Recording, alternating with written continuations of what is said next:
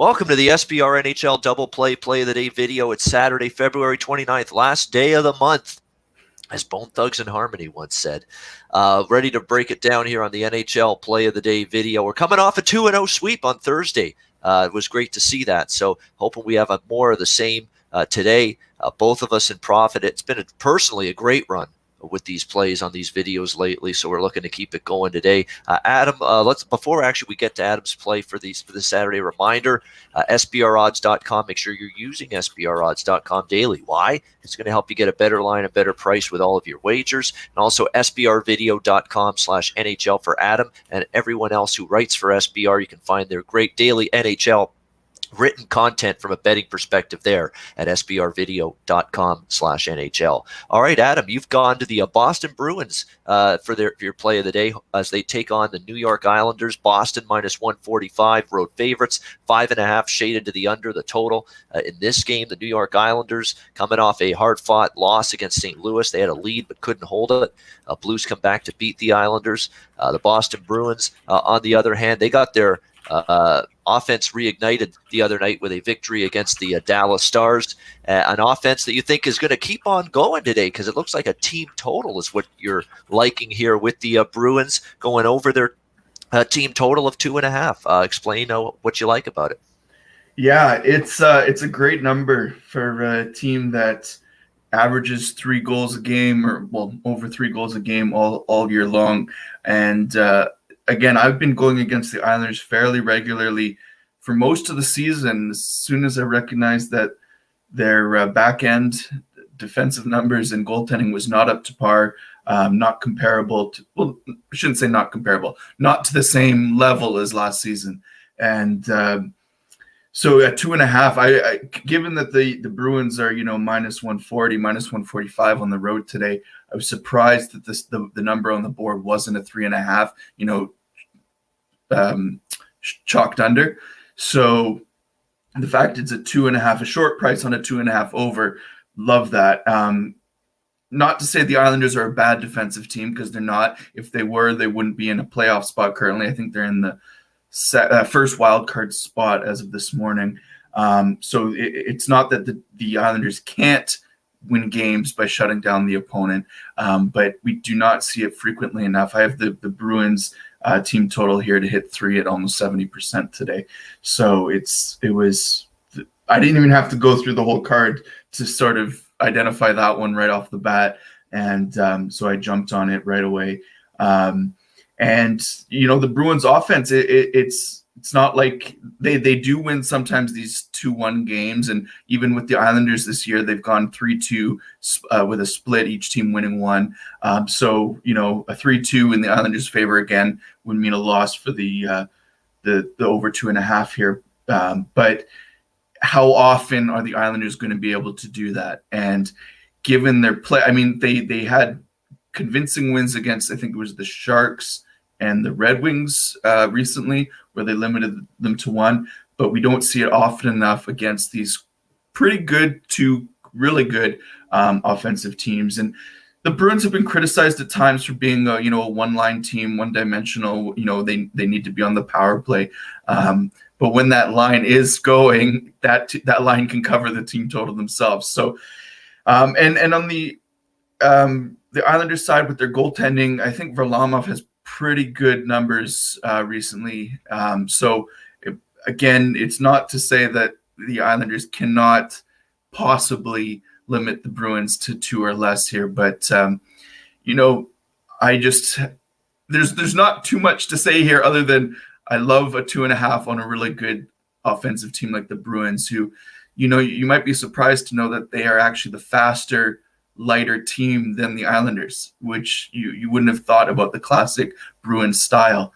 And so if they get going here, the Island, again, similarly, I was on the St. Louis Blues on Thursday, which they squeaked out the win there in overtime. But for the last 40 minutes, the Islanders had 4 shots on net. And when it's not to say that the Blues were dominating the shot count, they were, but the issue really is that they are not stopping. They're not controlling enough of the play to prevent the likelihood of goals against. So, and this is why, like, for example, the Carolina Hurricanes game with Colorado last night, they lost 3-2. Carolina puts 50 shots on net. They've picked up a few new players, and there's some chemistry issues, I think, with, just connecting on things. But when you repeat that kind of shot discrepancy, and I've talked about this before, when you repeat that kind of shot discrepancy again and again, if the Islanders are willing to play that way against another good defensive team like the Bruins, you're going to see frustration built in where the Bruins are playing, the ice starts to feel slanted, I guess is the cliche hockey term we use. And that's how it felt for the last two periods against the Blues. And the Bruins can do it similarly here to the Islanders. Similarly, if it becomes like a shootout barn burner, 6-goal, 7-goal game, which I don't think it should, it could, but it's the more unlikely outcome. The Bruins could cover that and still lose the game. So even though it's slightly shorter than the money line price for the Bruins, that it's just too rare of an opportunity to get 2.5. And this is an angle that I love to play, especially on good teams where maybe you might not agree with the positional spot or the health spot, or maybe they're playing their backup goalie and you're not quite as confident in the money line price. So it's a little shorter than the money line, but the likelihood is far greater for the Bruins to score 3. And yeah, so that's the play, Ian. I think it's pretty straightforward. What are your thoughts? Yeah, I mean, and you said it perfectly. I mean, sometimes you just give up goals because you're playing in your own zone too much and you don't control the puck enough. And sometimes that's the issue with the New York Islanders, especially of late. It's been harder to generate offense. Thank goodness for them, for Pajot. He scored the first game he was with the Islanders after the trade from Ottawa. He scored the other game against St. Louis. Unfortunately, that was all. So where are Barzal? Where are some of these other offensive lights here for the Islanders? They've been dim lights as of late. And you're right. Puck possession was an issue too against St. Louis. I mean, St. Louis was just completely controlling the puck most of that game. And, sometimes you're just going to give up goals when you're just having to defend, defend the cycle, defend the forecheck. And that's eventually when mistakes happen, because if you do that more and more and you're hemmed in more and more throughout the course of the game, physical mistakes come in, you get tired, fatigue sets in, and that's when the mistakes occur and they end up in the back of your net usually in this sport. I was just going to add Josh Inglis, who does some NFL and NHL for covers, I believe. Good guy, good follow on Twitter. He just said New York Islanders has had trouble limiting danger in the last 2.5 weeks. Corsi against high, scoring chance against high, scoring chances, save percentage low. That's the contrast that I'm talking about here. It's where you have, it's not to say they can't have games where they still come out on top with those things going against them, but over time, over many games, those things are going to lead to more goals against, fewer goals for, and when you talk about 7-game series and things like that, that's where you say the team has value going against, even on a shorter price. So that great comment. That's exactly what I'm commenting on here. All right, absolutely good stuff. We're going to one of my favorite things to do right now, and that's bet the Calgary Flames over the total. It's just been one after another, after another, after another, after another. And hopefully now that I'm finally doing it for the first time on the Play of the Day video, a Calgary over during this epic over streak for the Flames, watch it stay under now. But hopefully not, because it's certainly been a great run for me on these plays. And I like this one. Calgary, Tampa Bay. We've got Tampa Bay in this one currently priced at around -175, total 6.5, shaded to the over. And you've got defensive holes right now with both of these teams. And maybe it's a product of, I don't understand. Like, to me, your blue line is not better with Zach Bogosian on it. I'm sorry, it's not. He is a injury cripple. He is slow of foot. He doesn't do much in terms of moving the puck up the ice. He is just, I don't understand what Tampa Bay was so excited about getting this guy. There's a reason why Buffalo, wouldn't even, have him up with their team. And it's not like Buffalo's the next coming of the Stanley Cup champs or anything. And so I don't understand what they're doing there. I think this defense, since they've made these changes at the deadline, just look completely out of sorts. They look like they're lost in their own zone again. And just when we were getting excited about Tampa Bay, again, the defensive holes are glaring again. And I think it's part and parcel with the changes they've made at the trade deadline, which I don't think have helped them in terms of keeping the puck out of their own net. And all they've got coming into town is Calgary, who's offensively been great, for the last several games. On the other side, you've got defensive concerns with the Flames, too.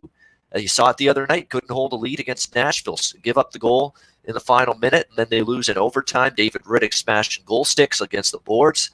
That team is struggling with their defensive confidence right now. The over's gone 4-0 in the last 4 head-to-head meetings between Calgary and Tampa Bay. Calgary's trended over. Tampa Bay's now gone over the total a few in a row. It's a very, very simple, straightforward bet. Two teams that are struggling defensively but have the offensive capabilities, that have gone over the total each of the last few meetings. They've matched up with one another head-to-head. Calgary on an incredible overrun right now, especially on the road. I believe there's something like 7-1 to the over their last 8 road games.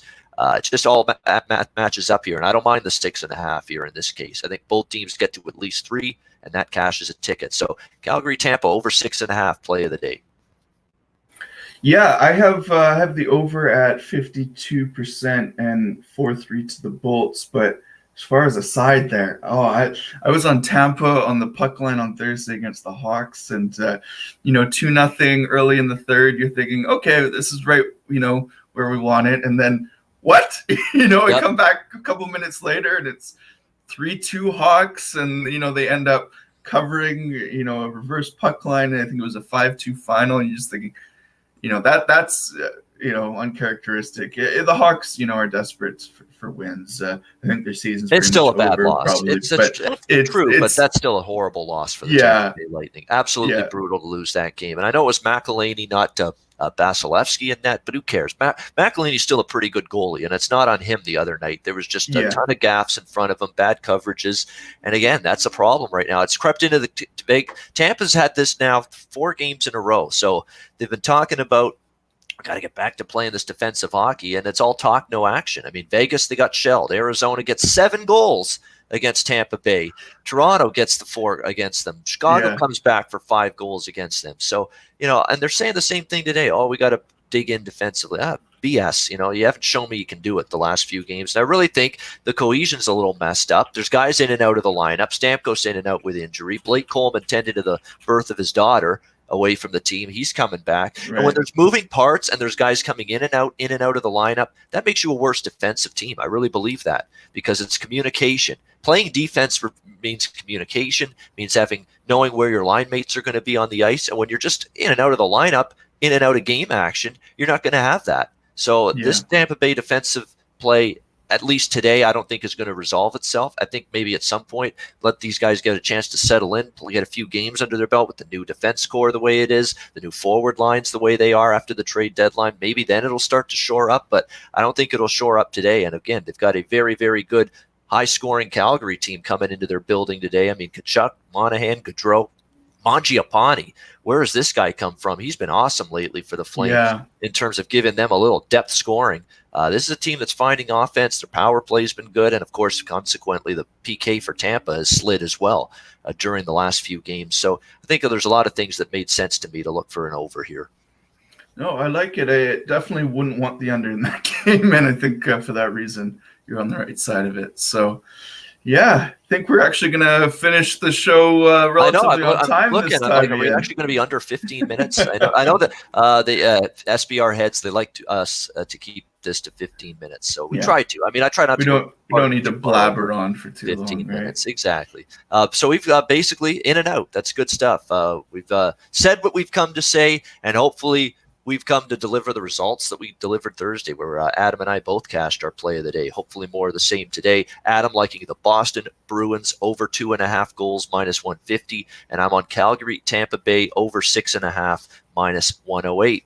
That'll wrap up the show. Thank you to everyone for tuning in. A reminder, sbrvideo.com/NHL to check out the NHL written content on a daily basis from all of our SBR NHL writers. We will be back with you on Tuesday noon Eastern time. The train station will be back too as well. Tuesday, noon Eastern time for the next edition of the SBR Double Play of the Day video. For Adam Booth, I'm Ian Cameron. Have a great Saturday and rest of the weekend. Good luck with your wagers. We'll see you again on Tuesday right here for the next edition of the SBR NHL Double Play of the Day video.